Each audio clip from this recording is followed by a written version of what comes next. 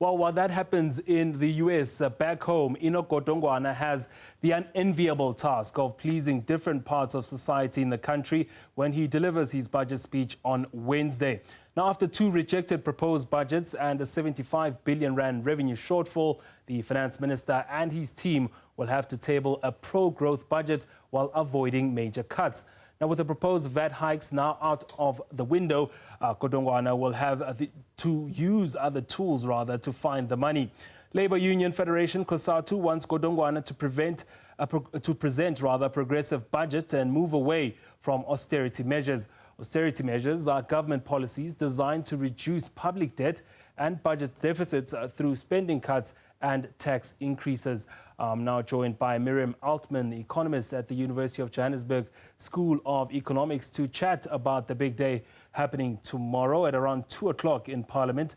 Miriam, welcome to Newzroom Afrika. Thanks for having me. Now, there's very little room for Treasury to move this time around, but still much is expected from Godongwana's speech. How can he redeem himself in tomorrow's budget after two failed budgets? I sometimes think the opposition's got to redeem itself. It's got to start doing its homework. And, it should have been ready for this thing. There's some really important things that were in that item that VAT was supposed to fund. For example, health workers, teachers, funding infrastructure and the metropolitan turnarounds. I don't hear them also talking about the 80 billion that nobody's, in addition to the 75, 80 billion that's not even indicated in the budget, that is definitely going to be added over the next 3 years for employment programs and for the SRD grant that nobody's talking about. I think the opposition's got to start jacking up and doing its homework, quite frankly, if we're going to see some good opposition and some good proper debate on this. And how do they do that with this budget? Is it a matter of lobbying in Parliament to maybe challenge this particular budget, the third one, or maybe look at other ways to work with government to come up with those programs? Okay, I'm going to be rude. People have to start reading. They have to start looking at the expenditure. There are fantastic expenditure reviews that Treasury's been doing for years that are available online. They have to ask for the material. They have to dig into the budget. They've got to preempt. They can also call meetings with the Minister of Finance to find out. One of the benefits of the GNU should be that opposition parties start wrapping their heads around governance and how these institutions work, how efficiencies can be gained in all of these programs, and really wrap their arms around that. It's great to have fresh blood. The GNU in government, it's great to have this fresh energy. You see some of the ministers, maybe Leon Schreiber or the Minister of Public Works, who are doing so, but there's just not enough. And I think their engagement with this budget is a really good example where they're just not doing their homework to actually understand the budget process, what's in the budget, how you save money, what the elements are, where efficiencies can be gained, and actually what the risks are. Like what I've just raised. I gather then from your own comments that you feel maybe they've been reactionary with the past two budgets and not really forward-looking in terms of what is to come for South Africa in terms of the budget. But Godongwana, how does he protect then the poor?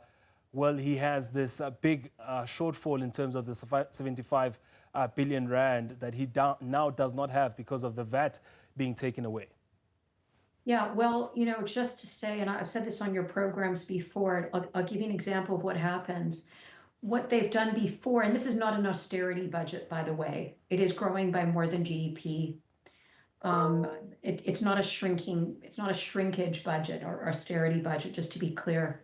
What happens right now is when they're trying to save money, they go to the provinces. This is what they've been doing over the past period of years. And they say, well, you just got to pull it out of your budget. And they've got so little room to move that what's happened is that the main places, and you're speaking about the poor, the main places and people that have been hurt is that there's about a 70 billion rand shortfall.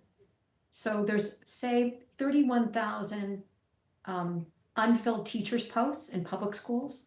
There's about 10,000 unfilled health worker posts in the public sector. That is a travesty. And that just happens invisibly. And I'd love to hear the opposition talking about that. The VAT that the minister wanted to raise, even if it probably would have been better to get efficiencies first. It's not so easy to do. But that's some of the stuff that the VAT was supposed to cover. Now, because the VAT was cut, it's very unlikely that those posts are going to be filled. What that does is that makes classes enormous. Some of these schools have 60 kids in a class. You've got mainly nursing posts is not being filled. That's what ends up happening. Now, I would love to hear the opposition talking about that. It's happening in the Western Cape too, by the way.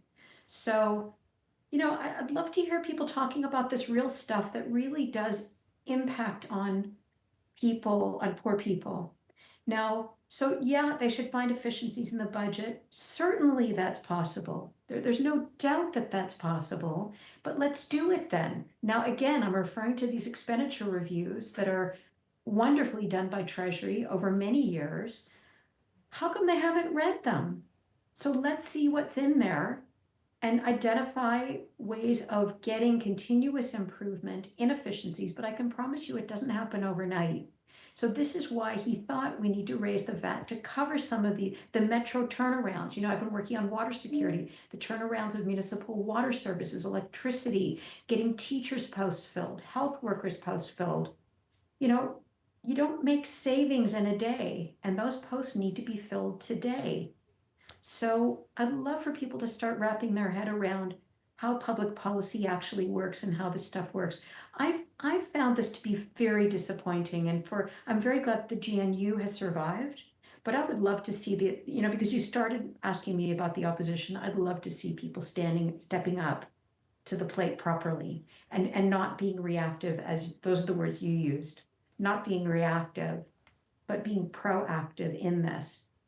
Let's look at then the real options that Enoch Godongwana can have tomorrow for the budgets. It's either budget cuts, a little bit of more borrowing, dipping into the Reserve Bank's gold and foreign exchange contingency reserve account, or maybe just having heavy cuts on major projects.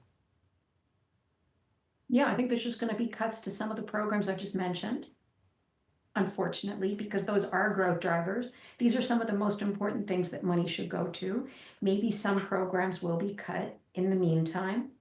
I doubt that they're going to go into reserves. They may raise debt, a little bit more debt. But you know, rising debt is not the end of the world if you're investing in some of these things. If you're investing in teaching, lifting up reading capability, lifting up the quality of infrastructure spend, lifting up the capability of the metropolitan areas and their ability to provide basic services and infrastructure services, then you're on a growth track.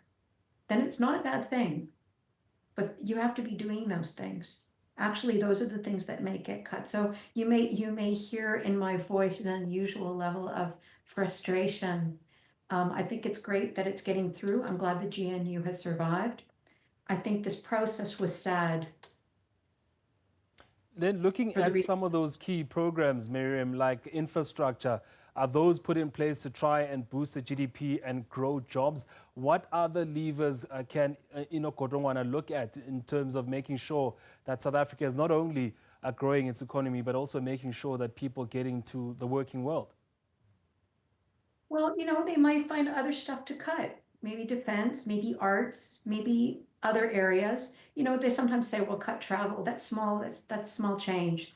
They're going to have to, ultimately, what they've got to do is find efficiencies in the way stuff is done and get better bang for buck. So we spend a lot of money on education, yet we have unfilled posts. It's inexplicable. We've got to start getting better education results for the money we're spending, and certainly be spending more money on frontline workers like teachers, and applying a commitment to performance.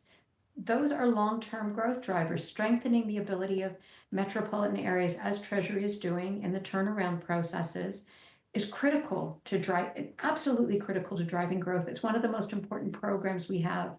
Driving the turnarounds at Transnet and Eskom and getting private investment there is fantastic work. So there's no doubt in this enormous budget that there are places to find a 70 billion, 150 billion rand saving over 3-year period is what we're talking about. There's no doubt, but you won't find it in the next week.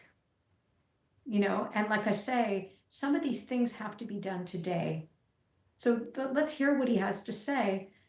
I fear that I'm not so much worried that he may have to borrow more. I do fear that the Metro turnaround programs and the filling of teachers and health worker posts are going to be compromised, because that's specifically what he said he was going to do with the vet. I'd love to hear that and what people have to say about that. Miriam, Altman, the economist there, giving us a real picture of what might happen tomorrow, given the little room that Treasury is left with to move in terms of South Africa's fiscus.